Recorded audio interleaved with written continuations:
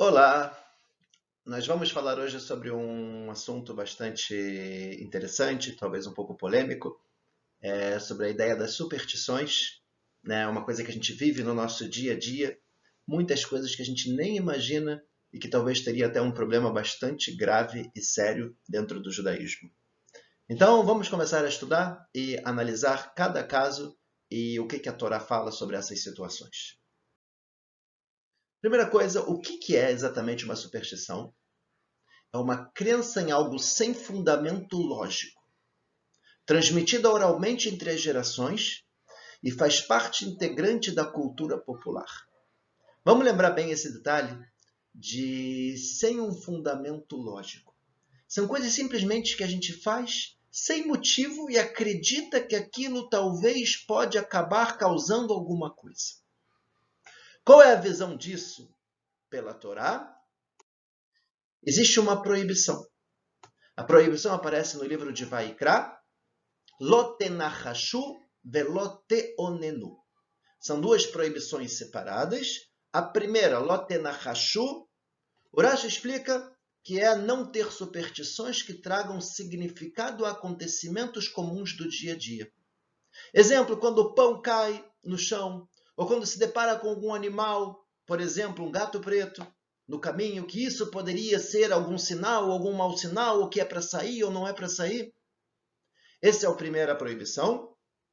Segunda proibição, loteonenu, é não ter superstições relacionadas a momentos. Exemplo, dia tal é bom para começar alguma coisa. Na hora tal não é bom sair. Esse tipo de superstição é proibido. E no Shulchan Aruch, Código de Lei Judaica, está escrito exatamente isso. A pessoa que diz, meu pão caiu, minha bengala caiu, meu filho me chamou por trás, um veado apareceu no meio do caminho, uma cobra apareceu na minha direita, ou uma raposa na esquerda, e entende isso como sendo um sinal para não sair ou não começar determinado trabalho, isso seria uma proibição. Ou a pessoa que diz, não me cobre pela manhã, no sábado à noite, no fim de Rosh Chodesh do início do mês. Quando a pessoa bota vários tipos de superstições, tanto relacionado com objetos quanto relacionado com o tempo, é uma proibição da Torá. Mais uma proibição interessante. Nos costumes dos idólatras, a gente não deve ir. Shulchan Aruch fala, não podemos ir no costume dos idólatras, não podemos vestir roupas iguais a deles e nem raspar a lateral dos nossos cabelos. A lateral dos nossos cabelos seria a mitzvah das peiot, né, uma mitzvah da Torá para os homens, que toda a lateral da cabeça até o final da costeleta a gente não pode raspar com máquina zero. Tem que ficar um pouco do cabelo aparecendo. De qualquer forma, não posso me vestir ou seguir o costume deles. Em que se trata isso? Vem o Uremá, que é o rabino do Shulchan Aruch, que ele traz os comentários para os Ashkenazim, e muitas vezes se aplica também para os Sefaradim. Ele fala que a proibição é somente num costume relacionado à falta de recato ou algum costume sem motivo. Por que costume sem motivo não pode? Pois pode ter origem na idolatria ou estar relacionado a ela. Ok. Motivo e sem motivo que pode levar à idolatria ou que tem uma origem na idolatria é proibido. Superstições ligadas com objetos ou com o tempo também é proibido. E agora vamos começar a aprofundar um pouquinho. Fazer pedidos a uma estrela cadente. Né? Sempre que a gente tem alguma ideia similar a fazer pedidos e tal, a gente tem que começar a se questionar, vou fazer pedidos para quem? Para a estrela? É para Deus?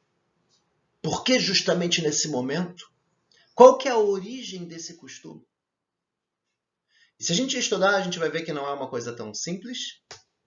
Ao longo do tempo foi transmitido entre as pessoas que as estrelas cadentes eram os deuses passeando pelos céus. Né? A famosa ideia da idolatria, dos astros e tal. Como não é fácil conseguir visualizar esse momento, quem tiver essa sorte deveria aproveitar para fazer um pedido. Ou seja, a origem disso é um pedido para os deuses, numa época que consideravam os astros como deuses. Isso na linguagem da Torá seria considerado como idolatria, e aos olhos das pessoas parece uma coisa bonitinha, de cultura popular, inofensiva, mas acaba sendo sim uma coisa bastante séria. Bater na madeira para evitar que algo ruim aconteça. Pessoal, que ideia é essa que é comum? Fala alguma coisa ruim, batem na madeira, e a gente faz assim sem saber o motivo. Ideia: a superstição de que o ato de bater na madeira espanta o azar surgiu com a crença pagã, no qual se acreditava que os deuses viviam nas árvores. Bater nas árvores era como fazer um pedido de socorro, que consistia em chamar os deuses para afastar as coisas ruins.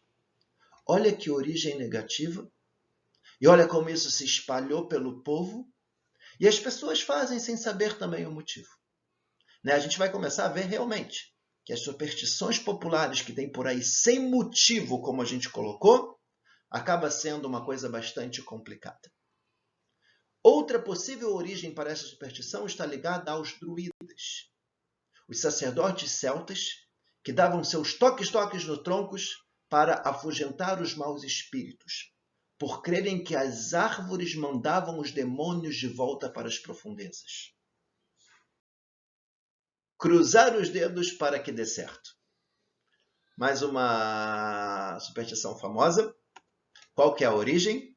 O cruzar os dedos ou fazer figas era uma forma de imitar a cruz, utilizando os dedos e pedindo a proteção de Jesus Cristo sem ser notado. Ou seja, um costume ligado diretamente ao cristianismo.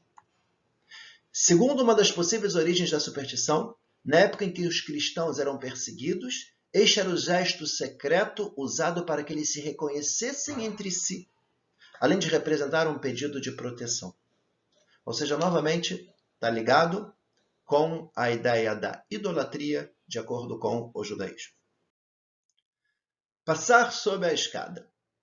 Pessoal, essa é uma superstição muito comum, é muito famosa, e vale a gente lembrar que se tiver algum motivo, é claro que a gente deve se cuidar. Por exemplo, se tiver o risco da escada cair, é claro que a gente não deve passar embaixo de uma escada. Mas se não tiver o risco da escada cair, é claro também que a gente não deve fazer a volta e a gente deve sim passar embaixo da escada. Porque a gente não pode ter superstição. E se a gente começar a estudar também qual que é a origem disso, a gente vai ver que não é uma origem legal. Além disso, contar para vocês uma vez, eu estava saindo do meu prédio e justamente tinha uma escada apoiada na parede. E eu passei tranquilamente embaixo da escada. E logo depois que eu passei, eu vi uma pessoa que estava segurando uma câmera filmando. E a ideia dele era ver se as pessoas realmente eram supersticiosas ou não. Pessoal, de acordo com a Torá, é proibido superstição se não tiver um motivo. E a gente vai ver que o motivo também de passar embaixo de uma escada não é um motivo muito judaico. Seja apoiada em uma parede ou aberta, a escada acaba formando um triângulo, um dos símbolos da Santíssima Trindade. Passar pelo centro dele, então, representaria uma ameaça ao equilíbrio entre o Pai, Filho e o Espírito Santo, consequentemente um pecado. Por isso virou sinônimo de má sorte. Ou seja, não tem nada a ver com o judaísmo. A ideia está ligada com o que a gente considera como sendo idolatria, e é claro que a gente não deve se preocupar com isso e não tem problema nenhum da gente passar embaixo de uma escada. Quebrar espelho. Será que isso é sinal de má sorte? Tem algum problema por aí? Se a gente parar para pensar, inclusive em relação à Torá, quando quebra alguma coisa, isso a gente costuma falar de capará. Que bom que quebrou o espelho, que quebrou alguma coisa, mas que todos nós estamos bem de saúde e vida. Não é considerado como uma coisa ruim, porém, na cultura popular, sem o quebrar do espelho, tem um significado negativo, às vezes as pessoas ficam com um certo receio, e vamos ver qual é a origem. Entre os antigos gregos, um popular método de adivinhação consistia em usar uma tigela com água para refletir a imagem da pessoa que queria saber sobre seu destino. Se durante a consulta o recipiente caísse e quebrasse, era sinal que a pessoa morreria ou teria dias nebulosos pela frente. Os romanos acrescentaram que o infortúnio se prolongaria por 7 anos, tempo que duraria cada ciclo de vida. Ou seja, novamente, um método bastante complicado, ligado com adivinhação, cultura popular, gregos e romanos. Não é uma coisa que tem uma origem judaica, não é uma coisa que tem um motivo lógico, não é uma coisa que a gente tem que se preocupar, e muito pelo contrário, quando quebra alguma coisa, a gente tenta sempre olhar o lado positivo, né, que vá ao espelho, mas que todos nós continuemos sempre com saúde e vida. Gato preto. Da onde surgiu essa ideia de que o gato preto dá azar? Na Idade Média, eles foram associados às bruxas devido aos seus hábitos noturnos. O Papa Inocêncio VIII chegou a incluir os felinos dessa cor na lista dos perseguidos pela Igreja Católica. E para piorar, em 1561, o autor inglês William Baldwin ele escreveu um trabalho satírico chamado Beware the Cat, no qual os gatos pretos eram, na verdade, bruxas disfarçadas e que tinham 9 vidas, ajudando a espalhar mais ainda a lenda. Pessoal, não é só um azar, né, que eles falavam que dava, mas sim uma perseguição aos pobres animaizinhos, né, que não fizeram nada, em função de uma crença popular, começaram a perseguir esses animais. É uma situação bastante complicada. Orelhas queimadas. Né, aquele famoso mito, tá com a orelha vermelha, a orelha está quente, sinal que alguém está falando mal de você. Da onde surgiu isso? O mito ganhou força na Idade Média, pois achavam que a pessoa estava sendo vítima de um feitiço. Olha que loucura.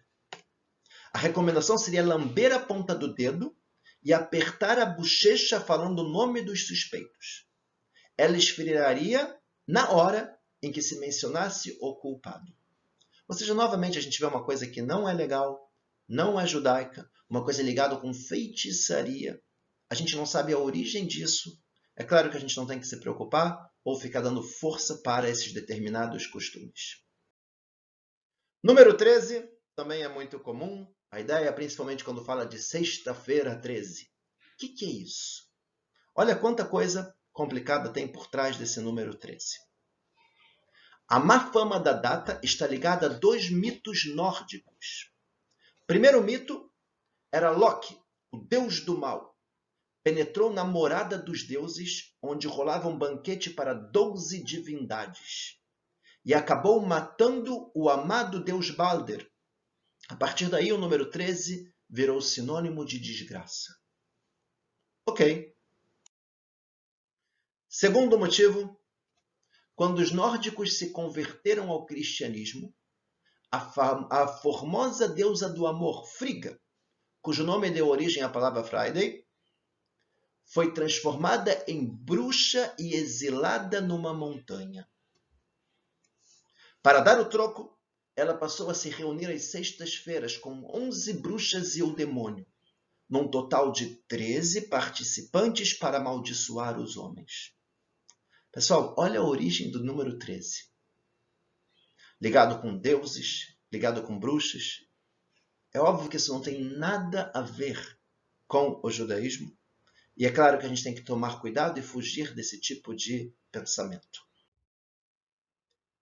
Na Pérsia Antiga, acreditava-se que existiam 12 constelações e cada uma delas regeria o mundo por um milênio.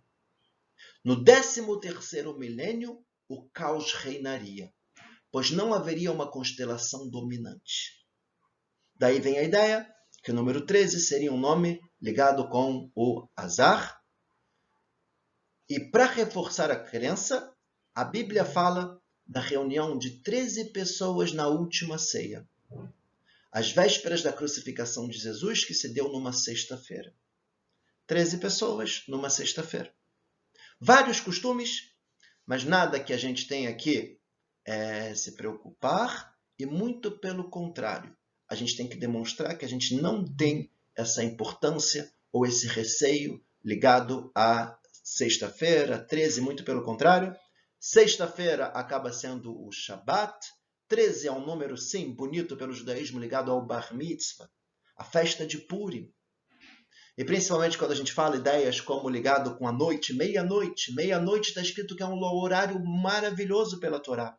É o momento que começa a vir a bondade de Deus para o mundo. Lua cheia, isso também é um sinal bom. É a metade do mês judaico. É o momento onde a lua é comparada com o nosso povo, com o povo judeu. E da mesma forma que o nosso povo ele começa muitas vezes a diminuir perseguições e assimilação, mas a gente sempre volta a crescer. A lua cheia, assim, é considerado também como um bom sinal. Nada que a gente tenha que ter o receio. Moedas em fontes, normalmente um costume bastante complicado, né? Que muitas pessoas, quando vê uma fonte de água, pega uma moedinha, faz um pedido, joga na fonte. Da onde surgiu isso?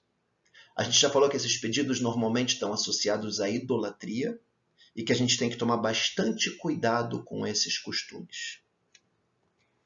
Os indícios mais antigos já encontrados dessa prática remontam ao período em que a Europa era dominada por diversas tribos nômades. Nessa época muito anterior ao cristianismo, esses povos viviam vagando pelas extensões do continente e nem sempre encontrar água potável era algo fácil. Quando encontravam alguma, acreditavam que era um favor de seus deuses e que precisavam retribuir de alguma forma. Imagina a ideia, pessoal. Encontrei a água, vou colocar uma moeda na fonte, um dinheiro na fonte como uma forma de retribuir aos deuses. Esse era o costume. Eles então atiravam uma moeda como pagamento da dádiva. Fazer os pedidos, né, a gente vê como é uma coisa comum, para indicar qual Deus protegia cada fonte. As pessoas passaram a deixar uma estátua que representava a divindade em questão, em algum lugar próximo. E assim esses locais passaram a ser cultuados como santuários. As moedas, então, não eram mais atiradas para se agradecer pela água, que agora podia ser facilmente encontrada, mas como tributos para acalmar a fúria dos deuses, ou para que eles respondessem às preces das pessoas. Ou seja, um costume totalmente ligado à idolatria e que, infelizmente, muitas pessoas fazem achando que é uma coisa inocente e sem problema algum. 7 pulinhos. Réveillon, a gente também tem muitos costumes que a gente acaba sendo levado pela cultura popular e a gente precisa também tomar bastante cuidado. Essa tradição tem raiz na Umbanda e seu intuito original era homenagear Iemanjá, orixá feminina considerada por muitos a rainha do mar. Ok, será que a gente tem que fazer alguma coisa ligada à rainha do mar, uma orixá, uma coisa que é considerada pelo judaísmo como sendo idolatria? Será que esse é o costume que a gente tem que colocar nas nossas vidas? De acordo com a tradição, a pessoa que pular 7 ondas no ano novo receberá de Iemanjá purificação e forças para vencer os obstáculos que terá que enfrentar no próximo ano. Portanto, quando pula as 7 ondas do mar, você invoca os poderes de Iemanjá para abrir os caminhos para o próximo ano. Pessoal, a gente não deve fazer as coisas porque os outros fazem. E não é porque alguém falou que isso dá sorte que eu vou fazer. A gente está vendo aqui um costume altamente idólatra e que, infelizmente, muitas pessoas acabam fazendo. A cada pulada pode-se pensar em um desejo para o próximo ano. Roupa branca no Réveillon. Costume muito comum, né? Infelizmente, muitas pessoas também acabam fazendo sem saber o motivo. E é claro que se a pessoa usa sempre branco, ou ele pegou do armário uma roupa branca de forma aleatória, isso não teria problema nenhum. Agora, a pessoa querer usar o branco, especialmente no Réveillon, para trazer alguma boa sorte ou alguma coisa do gênero, isso já não é uma coisa legal. Vamos entender qual que é a origem. A moda de vestir branco na virada do ano veio da África, onde os praticantes da religião candomblé iniciaram essa tradição. Eles vestiam o branco, pois esta cor representava a purificação espiritual. Depois iam às praias e faziam oferendas a Iemanjá, para conseguirem sucesso no ano que estava começando. Acredita-se que usar branco no ano novo traz a proteção contra conflitos nos próximos 12 meses e um ano repleto de harmonia. Pessoal, porque a pessoa usa uma roupa branca vai trazer alguma coisa para ela? É isso que vai mudar? Não é Deus que define o que vai acontecer com a gente. É colocar Deus de lado e achar que a roupa vai trazer alguma coisa ou determinada superstição vai trazer alguma coisa. E aqui vale a gente frisar mais uma coisa, um detalhe importante. O Réveillon não é o nosso ano novo. A gente tem o nosso Rosh Hashanah. A comemoração do Réveillon, a origem, é bastante complicada. A origem está ligada a uma festa ao deus Jano, que era o deus dos inícios. Era um deus que tinha duas faces. Segurava uma chave. Assim é a estátua que tem dele. E a ideia seria falar adeus, ano velho, feliz ano novo, que tudo se realize no ano que está chegando. Essa era a ideia inicial dessa festa do Réveillon. E é claro que cada ano que passa também está ligado com o ano do nascimento de Jesus no calendário não judaico. E não é esse tipo de ano que a gente deve comemorar, e sim o nosso ano judaico. Buquê de noiva. Vale a pena falar também sobre isso, porque tem também uma superstição. Quem pegar o buquê da noiva vai poder casar. Vai ser próximo a casar. Da onde surgiu isso? Será que depende do buquê de noiva? A gente vai atribuir alguma força ou poder a esse buquê? Ao ponto que se a pessoa pegou agora sim ela vai casar? Não depende dela, não depende de Deus. O próprio buquê de noiva é uma coisa que não é uma coisa muito simples. E vamos ver agora a origem. Uma das teorias é de que ela surgiu na Grécia Antiga. Segundo a história, as noivas teriam que oferecer flores como uma forma de honrar a deusa Hera, a noiva de Zeus. Era composto de ervas e alho, e sua principal função era afastar os maus espíritos. Pessoal, atualmente, a gente poderia sim dizer que tem um motivo, né, de andar com uma flor, é uma coisa bonita. Não é simplesmente uma coisa sem motivo algum. E se tem algum motivo da pessoa andar com uma flor de uma forma bonita, a noiva, tudo bem. Agora, dizer que se ela atacou, quem pegou primeiro vai casar, de onde surgiu isso? Isso é claro que não é uma superstição legal e a gente não deve acreditar nesse tipo de coisa.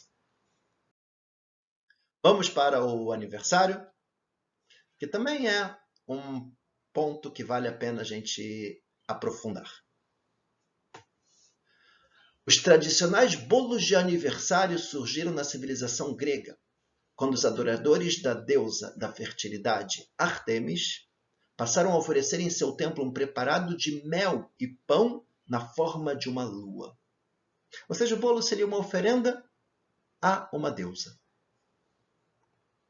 As velas colocadas em cima do bolo também surgiram na época dos deuses antigos.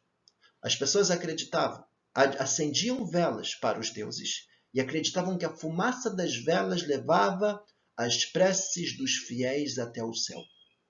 Além de proteger o aniversariante de espíritos ruins e garantir sua proteção para o ano vindouro. Ou seja, o bolo era uma oferenda para as deusas, para uma deusa. A vela acendia para os deuses. Quando apagava a vela, subia o pedido para os deuses. E pessoal, olha só quanto problema a gente tem num aniversário. Jogo dos 7 erros. Primeiro erro é a pessoa comemorar o aniversário no calendário Goi. A ideia é a gente comemorar no calendário judaico, verificar cada um quando é seu aniversário no calendário judaico. Nesse dia sim que a gente deve comemorar o mazal, a sorte da pessoa está maior, ela tem a força até mesmo de abençoar outras pessoas. Então é claro que a gente deve comemorar no calendário judaico. Segundo, o bolo. O bolo, como a gente falou, era uma oferenda para uma deusa. É claro que hoje em dia a gente pode sim ver um motivo, né, no bolo de vamos comemorar, vamos comer um doce, comer alguma coisa gostosa, mas a vela seria um problema. Sempre que tem a ideia de vela, a gente associa a ideias de almas. Alguma coisa espiritual. Eu vou acender a vela para a elevação da alma de alguém. Quando uma pessoa falece, a gente acende vela. Se acende vela nos túmulos. Até mesmo no Shabat, quando a gente acende, está ligado com o espiritual. Eu quero ligar a Hashem, a parte espiritual, no mundo material, que é simbolizado pela vela. Agora, o que tem a ver de espiritual e material no aniversário? A origem da vela é simplesmente uma vela que acendiam para os deuses. E a gente segue fazendo uma coisa sem sentido. Não tem nenhuma explicação lógica para uma vela num bolo de aniversário. De forma que eu diria que o acendimento da vela num bolo, eu não acho um costume correto pelo judaísmo. O que sim eu costumo falar para as pessoas fazerem é colocar aquela vela estrelinha, que na verdade não é vela, é simplesmente a pessoa acende e começa a sair faíscas de fogo para tudo que é lado, uma ideia de uma certa comemoração, muito mais do que uma vela, e isso não seria proibido. Assoprar a vela, de acordo com a Kabbalah, o assoprar da vela não é um bom sinal. E quando a gente fala de sinais no judaísmo, tem muito isso, né? Siman tov, mazal tov, siman tov, um bom sinal. E o que tem a ver? Por que não é um bom sinal? Qual que é o problema de você assoprar uma vela?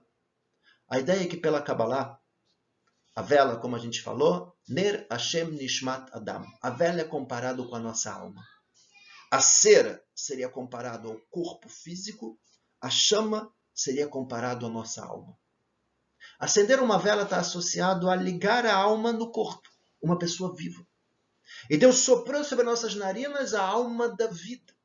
E se eu justamente assopro, num ato de separar a chama da vela, a alma do corpo, isso não é um bom sinal. Pessoal, é proibido? Não é proibido. Mas, novamente, a gente se salva desse problema se a gente utilizar aquela vela estrelinha. Próximo problema, e esse sim é um problema bastante grave, é o problema da gente fazer pedidos. Por quê? O pedido sempre em situações que não está ligado diretamente a Deus, como, por exemplo, no assoprar de uma vela. A gente já viu que a origem é a idolatria. Quando eles acreditavam que a fumaça levava o pedido para os deuses. É claro que numa situação dessa a gente não deve fazer pedido. E mesmo se eu pensar que eu estou pedindo para Deus, que não é o que acontece normalmente, ainda assim também é proibido, porque é um momento específico de idolatria. Sexto erro é o famoso Hachimbum. Não sei o que é Hachimbum, mas uma coisa que as pessoas fazem sem motivo e a gente não sabe a origem disso, a gente não deve fazer. E aí todo mundo fala, é big, é hora, Hachimbum, fulano, fulano. O que é Hachimbum? Como a gente falou, se a gente não sabe, a gente não deve fazer. Fazendo uma pesquisa no Google, vocês vão encontrar várias explicações. Entre as explicações existe também a ideia disso ser uma maldição. Em persa arcaico, dizendo que a gente estaria amaldiçoando a pessoa. Eu amaldiçoo você. E aí a pessoa fala, Hachimbum, fulano, fulano, está amaldiçoando a pessoa. E mesmo se a gente dizer que não tem lógica nenhuma, como pode ser, de onde começaria uma coisa dessas, tudo ligado com criança tem maldade. Atirei o pau no gato, boi da cara preta, a cuca vai pegar, e várias músicas ligadas com coisas que são extremamente negativas. Pode ser que não tenha nada a ver, com certeza também tem outras explicações ligadas com instrumentos musicais e etc. Mas a gente não sabe, na dúvida, por que fazer. Próximo, com quem será? Famosa musiquinha de aniversário, com quem será que fulano vai casar? tiveram 2 filhinhos e depois se separou. Isso é considerado pela Torá como uma maldição. Quando a gente começa a colocar uma ideia de falar que a pessoa vai ter 2 filhinhos e depois se separar, está escrito que mesmo na brincadeira, uma maldição pode acabar recaindo. E a gente deve tomar muito cuidado com o que a gente fala. E exemplos, mesmo exemplos aleatórios, a gente não deve colocar em nome de pessoas. A gente nunca fala, o que a pessoa faria se o pai ou a mãe ou alguém falecesse. A gente sempre coloca na terceira pessoa, para a gente nunca dar exemplos com ninguém, porque mesmo de forma brincando isso pode acontecer. Eu acredito que no Brasil a gente deve ter realmente um número muito grande de pessoas que tiveram 2 filhinhos e depois se separaram.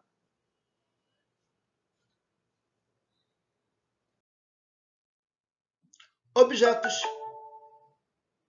que dão sorte. Isso é outro ponto que vale a pena a gente tomar muito cuidado, tá? Tem muitos objetos inofensivos que as pessoas não sabem a ideia. Vamos começar pelo simples. Quando uma pessoa fala caneta da sorte, vou botar essa camisa que vai dar sorte. Você está atribuindo força a um objeto e não a Deus. Eu estou dizendo que eu consegui um emprego, eu consegui alguma coisa porque eu usei uma camisa. Fui bem na prova, foi por causa da caneta que eu usei. Isso é superstição, isso é proibido pela Torá. A gente nunca deve pensar dessa forma. Eu vou assistir o jogo em determinado lugar porque a última vez que eu fui, o Flamengo ganhou lá. Ou não vou naquele lugar porque quando eu fui lá, ele perdeu. Isso tudo é proibido pela Torá, superstições, de forma errada.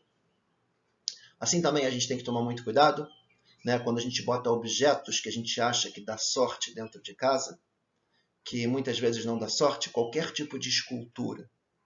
Seja um elefante, uma coruja, um Buda, ou o que quer que seja pela Kabbalah, isso faz o efeito oposto, de trazer inclusive coisas negativas para dentro de casa, e mais ainda quando a origem desse objeto for uma idolatria, como é o caso, por exemplo, do elefante. Né? O trevo de 4 lados, tem opiniões que falam que está ligado com a cruz, inclusive. Todo esse tipo de objeto que a gente acha que dá alguma sorte ou tem alguma força, isso acaba sendo uma proibição da Torá. Continuando, e não tem superstições no judaísmo? Na prática, se a gente olhar, tem algumas coisas sim interessantes. Aparece, por exemplo, para não dormir com os pés virados para a porta. Não andar de meia pela casa. Não passar o pão direto de mão em mão. Tem realmente algumas ideias que aparecem na Torá, mas tudo tem um motivo. Da mesma forma que a gente falou de apagar a vela, que a gente não deve apagar assoprando, porque é um mau sinal. Não é simplesmente uma superstição sem fundamento. A gente explicou que a vela é considerado como o corpo e a chama é considerado como a alma, e seria a separação, tem algum motivo por trás. Isso transforma no que a gente chama de sinal. Dormir com os pés virados para a porta também tem um motivo. Quando uma pessoa morre, Deus nos livre dentro de casa, a gente coloca ela deitada no chão com os pés virados para a porta. Não andar de meia pela casa, porque quando uma pessoa está de luto, ela tira o sapato, ela não deve usar sapatos de couro, e muitas vezes anda de meia pela casa. Não passar pão direto de mão em mão, também porque quando uma pessoa falece, a primeira refeição a gente dá diretamente na mão dela. Essa é mais ou menos a ideia, né, de sinais que tem que sim ter uma base dentro do judaísmo, um motivo pelo qual a gente tem esse sinal e não uma coisa sem motivo ou com uma origem ligado com idolatria. Não servir água ao contrário. Também muitas pessoas falam que essa é a forma que se faz quando se vai lavar os mortos. Mas nada disso é proibido, mas seriam ideias que seriam um mau sinal e que não é bom a gente fazer. Ok. E os sinais de Rosh Hashanah? A gente também tem essa ideia, que ela é bastante interessante, de Rosh Hashanah, né? Comer maçã com mel, para ter um ano doce. Né? Vamos ver como funciona esses sinais. Cabeça de peixe, para a gente ser a cabeça e não ser o rabo. Romã, para que a gente tenha muitas mitzvot e muitas ações, da mesma forma que são as sementes da romã. Pessoal, será que é isso mesmo? Se eu comer muita maçã com muito mel, quer dizer que eu vou ter um ano bom e doce? Na verdade, não tem nada a ver com isso. De acordo com a Kabbalah, para que eu possa trazer uma coisa boa do plano espiritual para o plano material, eu preciso passar por 3 etapas, 3 níveis da nossa alma, que estão ligados ao pensamento, à fala e à ação. Isso está ligado com a Neshama, o Ruach e o Nefesh, 3 níveis da nossa alma. E por isso, comer a maçã com mel não adianta absolutamente nada. E por que a gente come então em Rosh Hashanah? Porque tem as 3 etapas. Eu vou pensar na reza que eu vou fazer. Eu vou pronunciar a reza que seja da vontade de Deus. Que Ele renove sobre a gente um ano bom e doce. Eu já tive o pensamento e eu já tive a fala. E a ação é eu pegar alguma coisa doce e colocar dentro de mim. Aquilo só funciona por causa da reza. E porque, de acordo com a Kabbalah, eu estou passando pelos 3 níveis, pensamento, fala e ação. Mas só comer a maçã com mel sem reza não adiantaria nada. Essa também é a ideia que muitas vezes a gente fala do lechaim, né? A vida. Quando eu vou pegar uma bebida, falar o lechaim e eu beber, isso quer dizer que eu vou trazer vida para mim. Mas quando eu tenho o pensamento, a fala e a ação, eu faço uma brachá para Deus. Eu falo, Baruch atah Hashem Elokeinu melech haolam, she'akol nהיה bidvaro. Eu dedico isso, essa brachá e essa reza, para que isso me traga vida. Aí sim isso vai me trazer uma energia positiva, uma vez que eu liguei o pensamento, a fala e a ação. Aqui são situações que a gente está vendo que sim tem um motivo.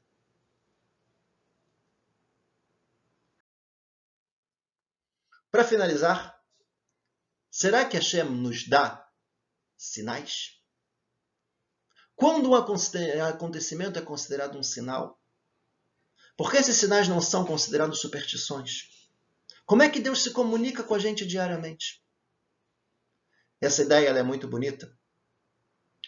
O Ben Ish Chai, ele responde quando a gente pode associar os acontecimentos diários com sinais. A primeira ideia é que não existe nenhum sinal ou nenhuma mensagem de Deus que vai levar a gente a fazer alguma coisa proibida. E nem deixar que a gente faça alguma coisa positiva. Mas em coisas do dia a dia, se eu vou num determinado lugar, se eu não vou, se eu saio agora, se eu viajo, coisas do dia a dia. Muitas vezes pode sim ter sinais, nada que acontece com a gente é por acaso. Mas ele explica, trazendo uma pequena história, a famosa história de Rabi Akiva, que em determinado momento ele estava indo para uma viagem, e nessa viagem ele levou com ele um burro, onde ele se locomovia, o galo para acordar ele de manhã e uma vela para estudar Torá. Quando estava anoitecendo, no meio da floresta, ele entrou numa aldeia, perguntou para as pessoas se ele poderia dormir lá, ninguém deixou ele dormir lá.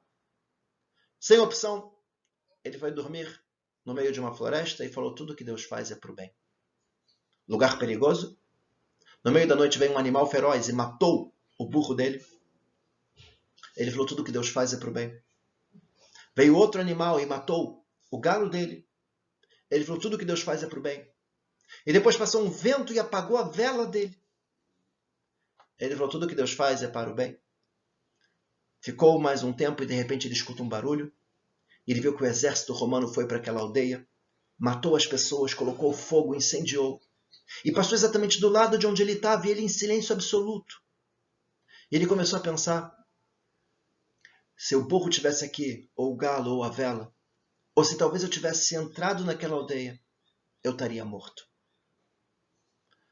E aí ele entendeu que realmente tudo que Deus faz foi para o bem. E vem esse grande sábio Ben Ish Chai e pergunta por que ele não acendeu a vela. Com certeza, no caminho ele poderia acender a vela novamente. Mas ele pensou tantos acontecimentos ilógicos. Ninguém deixaria eu dormir numa aldeia inteira. Ver um animal e matar o burro, outro animal matar o galo. E a vela que tinha uma cúpula de proteção contra o vento de vidro. Se até mesmo aquilo apagou, foge muito da normalidade, aqui sim deve ter algum sinal de Deus.